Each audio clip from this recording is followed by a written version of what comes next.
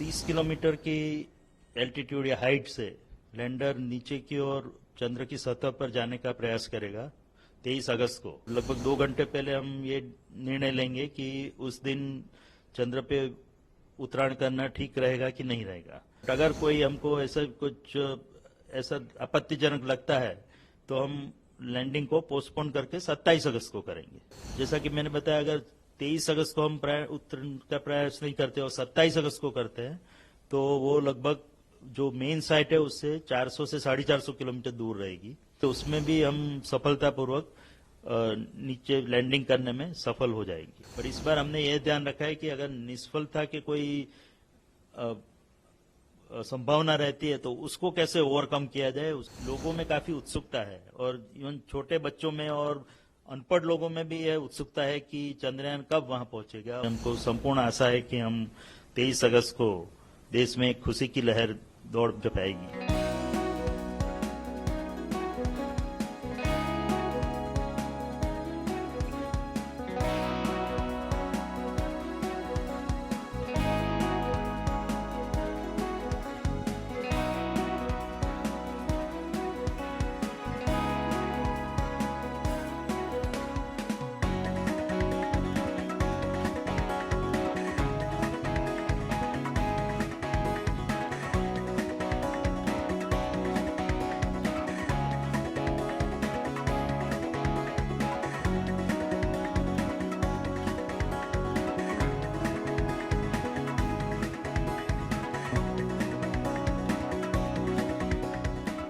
जैसा कि आपको पता है कि चंद्रयान-3 मिशन चंद्रयान-2 की जो लैंडिंग की असफलता के बाद ये कंसीव किया गया था कि चंद्रयान-2 में आपको पता ही होगा कि एक ऑर्बिटर था और एक लैंडर था और लैंडर के अंदर एक प्रज्ञान रोवर था।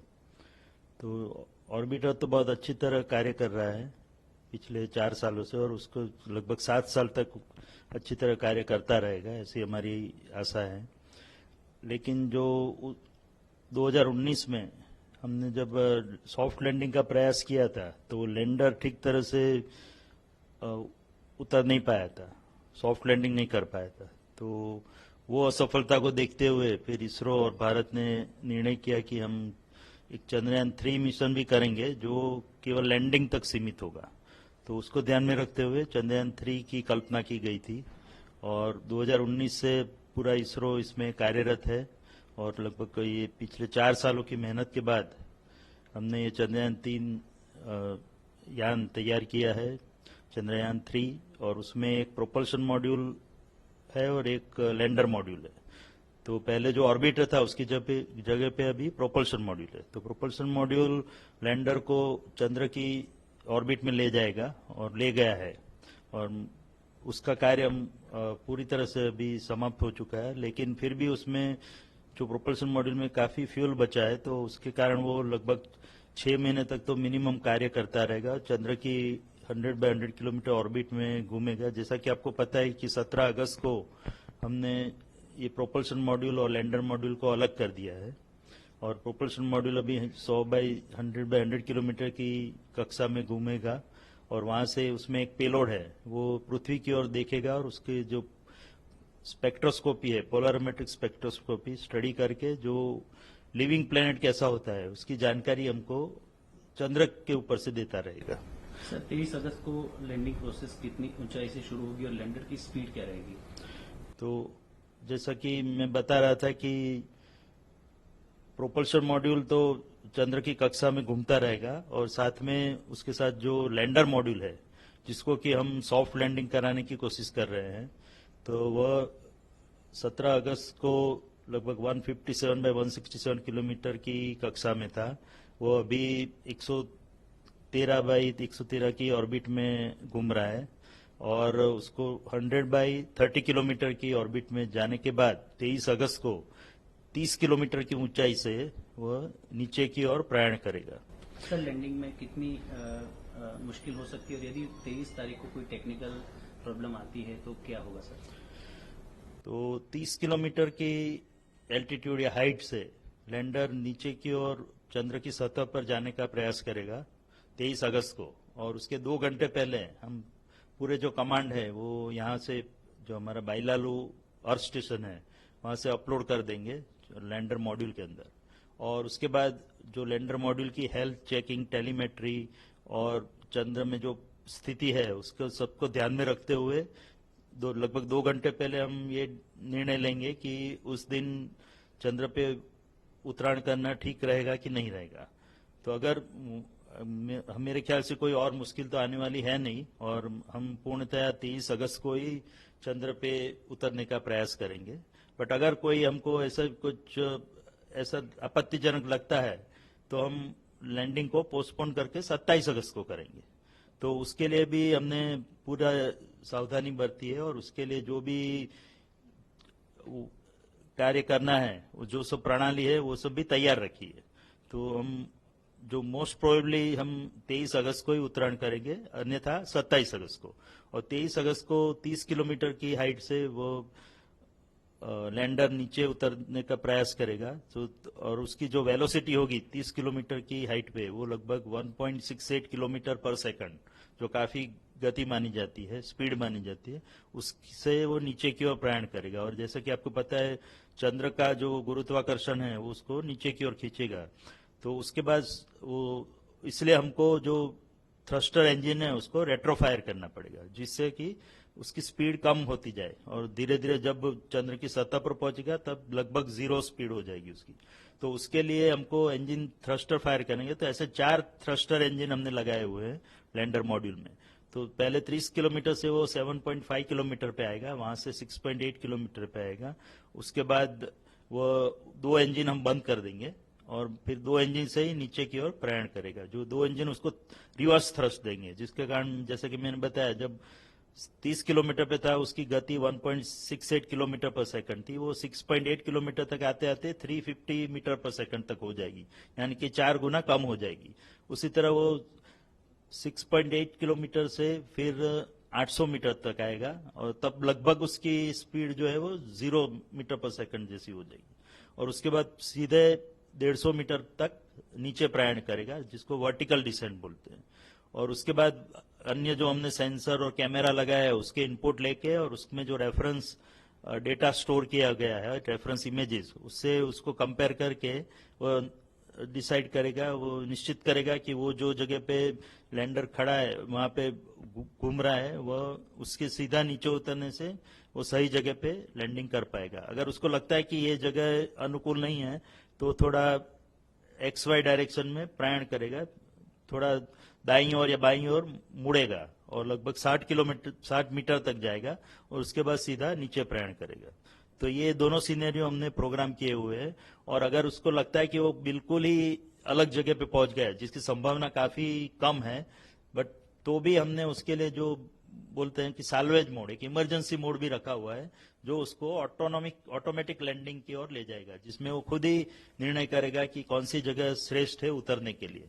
क्योंकि आपको पता होगा कि हम साउथ पोल यानी कि जो चंद्र के दक्षिण ध्रुव की ओर जा रहा है, कि वहां की जमीन बहुत ही उबड़ खाबड़ है, उसमें काफी क्रेटर्स और बोल्डर्स है।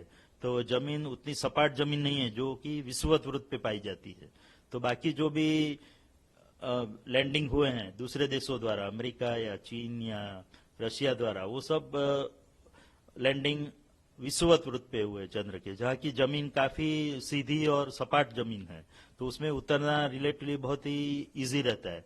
बट उसको छोड़ के हमने साउथ पोल की ओर प्रयाण किया है 70 डिग्री लैटिट्यूड पे, और जहाँ की जमीन काफी उबड़ खाबड़ है, हेजार्डस है जिसको कहा जाए। तो उस जमीन में से हमको एक सपाट एरिया फाइंड आउट करना है, जो एरिया जिसमें उतनी उबड़ खाबड़ जमीन ना हो। तो वो फाइंड करने के लिए हमने 4 बाई 2.4 किलोमीटर का एक एरिया आइडेंटिफाई किया है, लैंडिंग साइट जिसको बोलते हैं। और उसमें उसको अलग अलग 24 मीटर के भागों में डिवाइड कर दिया गया है। तो और उसमें से एक जगह पे हम उत्तरायण करेंगे, यहाँ पे नीचे प्रक्षेपण करेंगे। और जैसे कि मैंने बताया वो जगह अगर ठीक नहीं है तो थोड़ी उसमें से ही लगभग 3900 ऐसी सब इमेजेस हमने स्टोर करके रखी है। उसमें से जैसा कि मैंने बताया वो 800 मीटर से सीधा नीचे वहीं पे उतर जाएगा, और खासकर वही आइडियल साइट है हमारे लिए। बट कुछ अगर थोड़ा बहुत जरूरत पड़ी तो थोड़ी साइड में खिसक के दूसरी एक साइड पे जाएगा। जो भी रिलेटिवली सेफ साइड रहेगी। और जैसा कि मैंने बताया, अगर 23 अगस्त को हम उत्तरायण का प्रयास नहीं करते और 27 अगस्त को करते हैं, तो वो लगभग जो मेन साइट है उससे 400 से 450 किलोमीटर दूर रहेगी। यानी कि अहमदाबाद के बदले हम बंबई में उत्तरायण करेंगे, उस प्रकार का सीनरी होगा। बट वो साइट भी उतनी सही नहीं है जो पहली साइट है, बट फिर भी उसमें भी हम सफलतापूर्वक नीचे लैंडिंग करने में सफल हो जाएंगे, ऐसी हमारी पूरा कॉन्फिडेंस है। सर, चंद्रयान के सॉफ्ट लैंडिंग के दौरान आखिरी 17 मिनट काफी महत्वपूर्ण रहे थे, जिसे टेस्ट 17 भी कहा जाता है। इन आखिरी 17 मिनट का क्या महत्व है? ये पूरा जो मैंने प्रक्रिया बताई, 30 किलोमीटर से नीचे उतरने पहले 7.5, 6.8, फिर 800 मीटर, 800 मीटर से 150 मीटर, फिर 150 मीटर से 30 मीटर और 10 मीटर, और फिर नीचे की ओर प्रयाण करके चंद्र की सतह पर उतरना। तो ये पूरा उसमें उसकी स्पीड रिड्यूस करते करते जो समय निकलेगा वो लगभग 17 मिनट और 21 सेकंड तक होगा, जो मिनिमम टाइम है। और जो मैक्सिमम टाइम में, जैसे कि मैंने बताया, थोड़ा खिसक के उतरना पड़ेगा, तो 17 मिनट और 32 सेकंड लगेंगे। तो ये 17 मिनट्स ऑफ टेरर जिसको बोलते हैं, उस प्रकार की जो हमारे लिए क्रिटिकल या भयावह कह सकते हैं वो है, क्योंकि उसमें कोई भी गलती की संभावना भी रहती है। जैसा कि आपको पता है कि यहाँ बैठे बैठे हम पूरा वो कर रहे हैं, कंट्रोल कर रहे हैं लैंडर को नीचे उतारने का, तो उसमें कहीं अगर कुछ त्रुटि रह गई हो, जो कि ऐसी संभावना काफी कम है, बट फिर भी स्पेस आखिर रिस्की बिजनेस है, तो उसमें कुछ हम कह नहीं सकते। कोई भी सिस्टम में अगर माल फंक्शनिंग होता है, कुछ और प्रॉब्लम डेवलप होता है, बट इस बार हमने ये ध्यान रखा है कि हमारा जो डिजाइन है वो पूरा फेलियर को ध्यान में रखी किया गया है। कि जनरली हम डिजाइन करते हैं कि सक्सेस कैसे मिले, कि सफलता कैसे मिले, पर इस बार हमने यह ध्यान रखा है कि अगर निष्फलता के कोई संभावना रहती है तो उसको कैसे ओवरकम किया जाए, उसको कैसे पार करके हम फिर भी सफल हो पाए। इसी कड़ी क्षणों में भी हम प्रशिक्षण से पार उतरे, तो उसकी संभावना को देखते हुए डिजाइन किया गया है। और आप सबकी शुभकामनाओं, शुभेच्छाओं से हमको संपूर्ण आशा है कि हम 23 अगस्त को देश में एक खुशी की लहर दौड़ जमाएगी। सर, सफलतापूर्वक लैंडिंग होती है तो देश के लिए कितनी बड़ी उपलब्धि होगी और इससे क्या फायदा होगा फ्यूचर में? आप सीधे ऐसे देखें तो सीधे सीधा कोई उतरने से हमको वैसा कोई फायदा, कुछ वहां से कोई खजाना मिलने वाला है ऐसा तो है नहीं। हम तो प्रयत्न करें कि वहां जाके हम लैंडिंग करें और उसके बाद उस वहां की जमीन पे एक्सपेरिमेंट करें, जिससे हमको पता लग पाए कि अगर वहां पे वाटर मॉलिक्यूल है, हाइड्रोक्सिन मॉलिक्यूल है, या सॉइल में और भी कोई मिनरल्स है, तो उसको भविष्य में वहां पे खुदान करके पृथ्वी पे लाना हो। और तो उस टाइप के सब जो एक्सपेरिमेंट है वो करने का हम प्रयास कर रहे हैं। बट तो इस तरह से देखें तो सीधे सीधा उतरने से हमको कुछ रातों रात कुछ फायदा मिलने वाला है नहीं। उससे तो हमारे प्रशिक्षण में सहायता मिलेगी और हमारा जो अंडरस्टैंडिंग है, नॉलेज है, वो बढ़ेगा।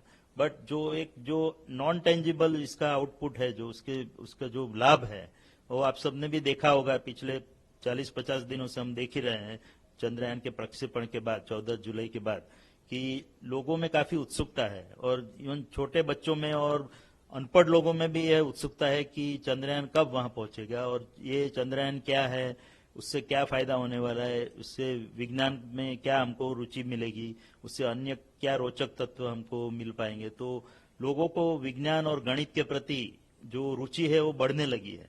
तो जिसको बोलते हैं देश का ओवरऑल जो साइंटिफिक टेम्परामेंट है वो काफी ऊंचा हो रहा है, बढ़ रहा है। तो उसके कारण लोग जो अपने पुराने दकियानुसी ख्याल है उससे बाहर निकल पाएंगे, क्योंकि वैज्ञानिक सोच अगर लोगों में बढ़ती है तो उससे कई जो टेंजिबल और नॉन टेंजिबल फायदे हैं वो हमको भविष्य में देखने को मिलेंगे। और उसके कारण और कई बच्चे और कई जो हमारे स्टूडेंट्स हैं जो जनरली गणित और विज्ञान से डरते रहते हैं, तो उनको भी उसके प्रति रुचि जागृत होगी और वो सब लोग भी विज्ञान और गणित के प्रति और भी रुचि दिखाएंगे। और कई ज्यादा से ज्यादा हम वैज्ञानिक और साइंस और गणित पढ़े, मैथमेटिक्स पढ़े ऐसे बच्चे तैयार कर पाएंगे जो देश के ओवरऑल निर्माण और डेवलपमेंट के लिए उसके लिए लाभकारक ही सिद्ध होने वाला है। अंतिम सवाल सर, अहमदाबाद इसरो का इस पूरे मिशन में क्या? जहां तक हमारे अंतरिक्ष उपयोग केंद्र यानी कि स्पेस एप्लीकेशन सेंटर का सवाल है, अहमदाबाद में जो स्थित है, यहाँ पे हमारे 3 कैंपस है, आपको पता ही होगा। एक सैटेलाइट का मेन कैंपस है और भोपाल में 2 कैंपस है हमारे। तो इस केंद्र ने इस चंद्रयान 2 में और चंद्रयान 3 दोनों मिशनों में काफी योगदान दिया है। और चंद्रयान 3 की लगभग 11 प्रणालियां जो लैंडर के साथ सीधे सीधे संबंध रखती है, ऐसी 11 सिस्टम 11 प्रणालियों में हमारे केंद्र का योगदान है। उसमें 8 कैमरा सिस्टम्स हैं और एक रडार अल्टीमीटर सेंसर है, और उसके साथ साथ जो उसकी जो मेन प्रोसेसिंग सिस्टम है जिसको उसका हृदय या तो उसका मस्तिष्क कहा जाएगा, ब्रेन कहा जाएगा, तो वो प्रोसेसिंग सिस्टम भी हमने यहाँ पे बनाई है। उसके एल्गोरिदम्स भी यहाँ पे डेवलप हुए हैं। तो जो भी हमको सेंसर से इनपुट मिलेंगे वो सब इनपुट लेके हम उसमें से ये सेंसर का इनपुट वो प्रोसेसिंग सिस्टम में जाएगा, और उससे जो लैंडर का मेन कंप्यूटिंग सिस्टम है जिसको कि एनजीसी कंप्यूटर कहते हैं, उसको जो कंट्रोल करने के लिए जो इनपुट चाहिए वो सब इनपुट ये सिस्टम से उसको प्रोवाइड किए जाएंगे। तो इस तरह से देखा जाए तो जो सॉफ्ट लैंडिंग है उसमें रियल टाइम में एक तो सेंसिंग एलिमेंट्स और उसके साथ साथ उसके ऊपर से जो निर्णय करने हैं उसके बारे में पूरा योगदान ये हमारे केंद्र ने यहाँ पे दिया है। और जो दूसरी एक महत्वपूर्ण बात है कि जो लैंडिंग साइट पे हम लैंडिंग करने वाले हैं, तो वो लैंडिंग साइट का विश्लेषण भी हमारे वैज्ञानिकों ने यहाँ पे हमारे सेंटर में किया है। पहले से चंद्र की जो तस्वीरें हैं उसका अध्ययन करके हमने ये चुनाव किया कि कौन सी लैंडिंग साइट हमारे लिए उपयुक्त रहेगी जहाँ पे हम सेफली जाके लैंड कर सकते हैं। क्योंकि जैसा कि मैंने बताया, चंद्र के ऊपर जमीन उतनी सीधी जमीन नहीं है, काफी क्रेटर और बोल्डर्स वहां पे शामिल है। तो उसी जमीन में से एक अच्छी जमीन ढूंढ के वहां पे उतरना वो कोई आसान काम नहीं है, बहुत ही कठिन कार्य है। तो पूरे चंद्र के तस्वीरों का उसको विश्लेषण करके, एनालिसिस करके और उसका स्टडी करके हमने जो चंद्रयान 2 में भी निर्णय किया था और उसको और भी अच्छी तरह से विश्लेषण करके चंद्रयान 3 के लिए लैंडिंग साइट जो सिलेक्शन किया है वो सब कार्य हमारे सेंटर में हुआ है। तो इस तरह से हमारे केंद्र का बहुत ही काफी योगदान रहा है। और अगर चंद्रयान 3 सफलतापूर्वक 23 अगस्त को लैंडिंग करेगा